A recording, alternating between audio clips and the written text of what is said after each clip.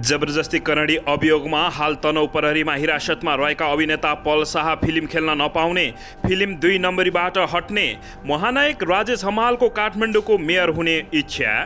सङ्खुवासभा मादी नगरपालिका 6 स्थित 7 घुम्तीमा बिहिबार भएको बस दुर्घटनामा परि मृत्यु हुनेको सङ्ख्या 15 पुग्यो।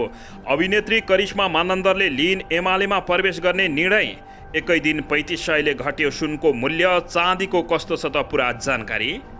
सङ्खुवासभा बस दुर्घटनामा मृतकको सबै पहिचान खुल्यो, चालक र सहचालकको पनि मृत्यु।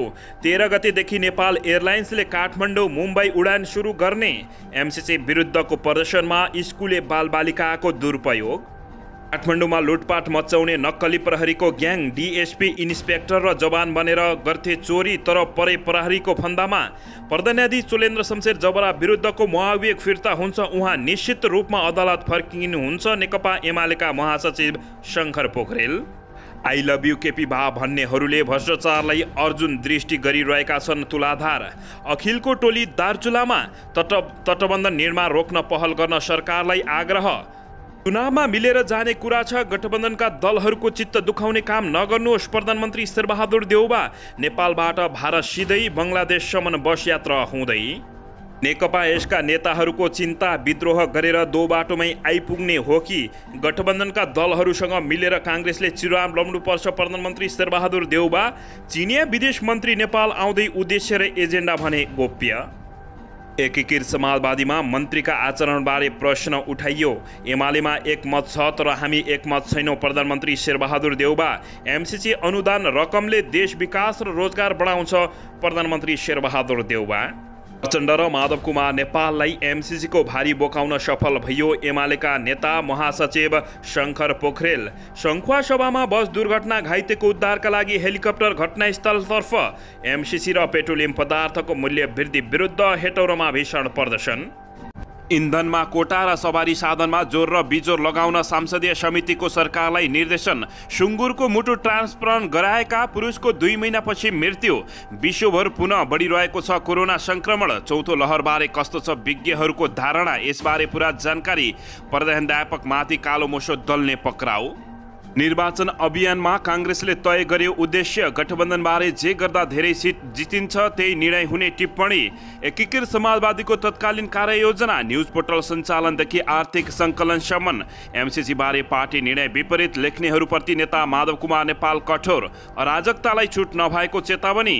विदेश गएर अल्पत्र हुने अवस्थालाई निरुत्साहित गर्न भिजिट भिसामा कडाई गरिएको गृह मन्त्रालयको दावी। र महानायक राजेश हमालले काठमाडौँको मेयर हुने इच्छा छ भनेपछि नेपालैभरि खुसियाली। अब हेर्नुहोस् पुरा समाचार।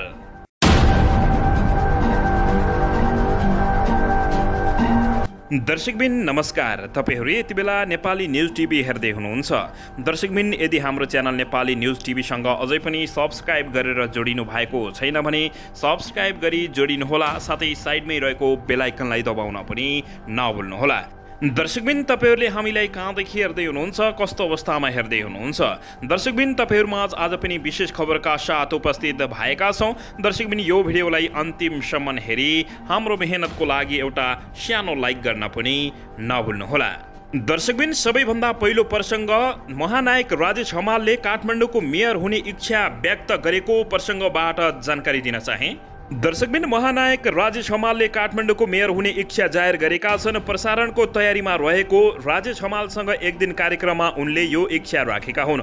हमालले बुधबार आफ्नै नामको युट्युब च्यानलसँग हमालसँगका एक दिन नामक कार्यक्रमको ट्रेलर हालेका छन्। उक्त ट्रेलरमा हमालले मेयर हुने इच्छा जाहेर गरेको देखिएको छ। सार्वजनिक ट्रेलरमा हमालले नेताहरूको काठमाडौँ व्यवस्थित गर्न नसकेको प्रति प्रश्न उठाउँदै मेयर हुने इच्छा जाहेर गरेका हुन्। सहरलाई ब्युटिफुलाइजेसन गर्ने कुरो कसैको ध्यान गएन, भाषणमा भने गरिरहेका हुन्छन्। हमालले अगाडि भनेका छन्, प्र्याक्टिकल्ली गर्ने सोच नपुगेर हो कि ढङ्गै नपुगेर हो कि एकपटक काठमाडौँ सहरको मेयर बन्नुपर्छ कि क्या हो, राजेश हमालले बताएका हुन्। दर्शकबिन, यसैबीच आउनुहोस् अर्को प्रसङ्गतर्फ लागौँ। जबरजस्ती करणी अभियोगमा हाल तनहुँ प्रहरीमा हिरासतमा रहेका अभिनेता पल शाह फिल्म खेल्न नपाउने भएका छन्। पल शाह फिल्म 2 नम्बरीबाट हट्ने भएका हुन्। निर्माण युनिटले उनलाई हटाएर फिल्म पुरा गर्ने तयारी थालेको छ। निर्देशक दिपेन्द्र लामाले फिल्ममा पल शाहको ठाउँमा अर्को कलाकार लिएर काम गर्ने तयारी गरेको बताएका छन्। पलभित्र भएपछि उनको ठाउँमा हामीले अर्को कलाकार लिएर काम गर्नुपर्छ, निर्देशक लामाले बताएका हुन्। अहिलेसम्म पललाई हटाइएको छैन, अर्को कलाकार फाइल भएपछि उनी हट्नेछन्। निर्देशक लामाले उनको ठाउँमा अर्को कलाकार फाइल नभएसम्म हटाइयो भनेर भन्न नमिल्ने समेत जानकारी दिएका छन्। दर्शकबिन यसैबीच आउनुहोस् अर्को प्रसङ्गतर्फ लागौँ। मादी नगरपालिका 6 स्थित सङ्खुवा सभा 7 घुम्टीमा बिहिबार भएको बस दुर्घटनामा मृत्यु हुने सङ्ख्या 15 पुगेको छ। उपचारका लागि हेलिकप्टरबाट धरन लगिएकी मादी नगरपालिका 5 की युका पोखरेलको उपचारका क्रममा मृत्यु भएको भर्खरै प्राप्त जानकारी भएको छ। जिल्ला प्रहरी कार्यालयका डीएसपी लालध्वज सुवेदीका अनुसार मृतक सबै पहिचान खुलेको छ। उनले दुर्घटनामा परि गम्भीर घाइते भएकी युका पोखरेलको उपचारका क्रममा धरानमा मृत्यु भएको समेत जानकारी दिएका छन्। उनलाई सेनाको हेलिकप्टरबाट उद्धार गरेर थप उपचारका लागि बीपी कोइराला स्वास्थ्य विज्ञान प्रतिष्ठान लगिएको थियो। मृत्यु हुनेमा मादिकी सीता विक, अञ्जना कटुवाल, भावनी प्रसाद दाहाल, इन्द्र अधिकारी, दीक्षा कटुवाल, बलबहादुर कार्की, सविता कार्की, दिककुमार दाहाल रहेका छन्। त्यस्तै ताप्लेजुङकी समीक्षा युङजन, उनका छोरा सुदीप घिसिङ, मादिका श्याम शेर्पा, आइतबार लमजुङ, तेह्रथुमका चालक विपिन निरौला र मादिका सहचालक उमेश भट्टराईको मृत्यु भएको डीएसपी सुवेदीले जानकारी दिएका छन्। अन्य घाइते डम्बर बहादुर कार्की, करिश्मा तामाङ, तुलसा कटुवाल, सुवाल तामाङको धरान स्थित बीपी कोइराला स्वास्थ्य विज्ञान प्रतिष्ठानमा उपचार भइरहेको छ। दर्शकबिन सङ्खुवा सभाको मादिबाट झापाको दमक जाँदै गरेको यात्रुवाहक बस मादी नगरपालिका 6 को पुलुङ स्थित 7 घुम्टीमा बिहिबार बिहान 7:30 बजे दुर्घटना हुँदा 14 जनाको घटनास्थलमै मृत्यु भएको थियो। बसमा 19 जना यात्रु थिए। बस सडकबाट करिब 300 मिटर तल खसेको जानकारी प्राप्त भएको छ।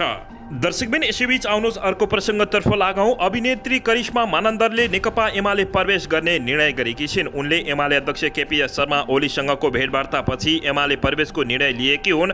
मानन्दरले आफू एमाले प्रवेश गर्ने निर्णयमा पुगेको जानकारी दिएकी छिन्। उनका अनुसार बिहिबार केपी शर्मा ओलीसँग मानन्दरको भेटवार्ता भएको थियो। शुक्रमा केपी शर्मा ओलीलाई मानन्दर बीच पार्टी प्रवेशबारे छलफल भएको र मानन्दर पार्टी प्रवेशमा राजी भएकी जानकारी दिएको छन्। दर्शकबिन यसैबीच आउनुहोस् अर्को प्रसङ्गतर्फ लागौँ। नेपाल एयरलाइन्सले 13 चैतदेखि भारतको मुम्बईमा नियमित उडान पुनः सुरु गर्ने भएको छ। कोभिड-19 महामारी सुरु भएपछि पछिल्लो 2 वर्ष यता हवाई उडान बन्द भएको यो रुटमा 13 चैतदेखि पुनः उडान सुरु गर्न लागेको नेपाल एयरलाइन्सले जानकारी दिएको छ। नेभानियाले यो रुट साताको 3 वटा उडान गर्ने भएको छ। काठमाडौँ मुम्बई काठमाडौँ रुट बुधबार, शुक्रबार र आइतबार जहार उड्ने जानकारी प्राप्त भएको छ। यसैबीच नेपाल एयरलाइन्सले अहिले नयाँ दिल्लीमा नियमित उडान गरिरहेको छ। कोरोना महामारी कम भएपछि वायु सेवा कम्पनीको घुमेको बजार पुनर्स्थापित हुने क्रममा रहेको छ। निगमले नयाँ दिल्लीमा समेत दैनिक 2000 जहाज उडान गर्ने घोषणा समेत गरेको बताइएको छ। दर्शकबिन यसैबीच आउनुहोस् अर्को प्रसङ्गतर्फ लागौँ। प्रधानमन्त्री तथा नेपाली काङ्ग्रेसका सभापति शेरबहादुर देउवाले सत्ता गठबन्धनका दलहरू मिलेरै चुनावमा जाने सङ्केत गरेका हुन्। आज बिहिबार वीरगञ्जमा नेपाली काङ्ग्रेसले गरेको कार्यक्रममा प्रधानमन्त्री शेरबहादुर देउवाले एक्लै चुनाव लड्दा कुनै पनि दलले बहुमत ल्याउन नसक्ने भएकाले गठबन्धनलाई चुनाव समय लैजाने विषयमा सकारात्मक छलफल भइरहेको जानकारी दिएका छन्। अरूसँग गठबन्धन नगरी चुनाव लड्दा विगतमा धेरै ठाउँमा पराजित भएको स्मरण गर्दै प्रधानमन्त्री शेरबहादुर देउवाले आउँदो चुनावमा मिलेर जाँदा स्थानीयदेखि सङ्घीय सरकारसम्म गठबन्धनकै सरकार रहने दावी गरेका हुन्। हिजो एक्लै चुनाव लड्दा हाम्रो अवस्था के थियो प्रश्न उठाएका छन्। तपाईँहरूलाई थाहै छ अहिलेको गठबन्धनका सरकारमा हुँदा मिलेर चुनाव लडियो भने स्थानीय तह, प्रदेश र केन्द्रमा पनि राम्रो गठबन्धनको सरकार रहन सक्छ, प्रधानमन्त्री शेरबहादुर देउवाले बताएका हुन्। उनले गठबन्धनका दलहरूलाई चित्त दुख्ने गरी आरोप नलगाउन पनि नेपाली काङ्ग्रेसका नेता तथा कार्यकर्तालाई निर्देशन गरेका छन्। चुनावमा मिलेर जाने कुरा छ, गठबन्धनका दलहरूको चित्त दुखाउने काम नगर्नुहोला, प्रधानमन्त्री शेरबहादुर देउवाले बताएका छन्। माओवादी, केकेर समाजवादी, जनता समाजवादी पार्टी लगायतका दलहरूले साथ दिएकैले नेपाली काङ्ग्रेसको नेतृत्वमा सरकार बन्न सम्भव भएको भन्दै प्रधानमन्त्री शेरबहादुर देउवाले अरू दलको चित्त दुख्ने गरी बोली व्यवहार नगर्न पनि नेता तथा कार्यकर्ताहरूलाई सुझाव दिएका छन्। दर्शकबिन यसैबीच आउनुहोस् अर्को प्रसङ्गतर्फ लागौँ। सुनचाँदी बजारमा आज छापावाला सुनको मूल्य प्रति तोला रु 3,500ले घटेर 1,02,000मा आएको छ। बुधबार सुनको मूल्य नेपाली बजारमा हालसम्मकै उच्च हुँदै प्रति तोला रु 1,05,500मा कारोबार भएको थियो। नेपाल सुनचाँदी व्यवसायी महासङ्घले सार्वजनिक गरेको विवरण अनुसार आज तेजाबी सुनको मूल्य प्रति तोला रु 1,01,500 तोकिएको छ। यसैबीच यसको मूल्य बुधबार प्रति तोला रु 1,05,000 थियो भने त्यस्तै आज चाँदीको मूल्य अघिल्लो कारोबार मूल्यका तुलनामा प्रति तोला रु 45 रुपियाँले घटेर रु 1,405 पुगेको महासङ्घले जानकारी दिएको छ। दर्शकबिन इन्धनको बढ्दो मूल्यका कारण देशको अर्थतन्त्र जटिलतातर्फ अगाडि बढेको भन्दै संसदीय समितिले पेट्रोलियम पदार्थको खपत घटाउने सबै उपाय लगाउन सरकारलाई निर्देशन दिएको छ।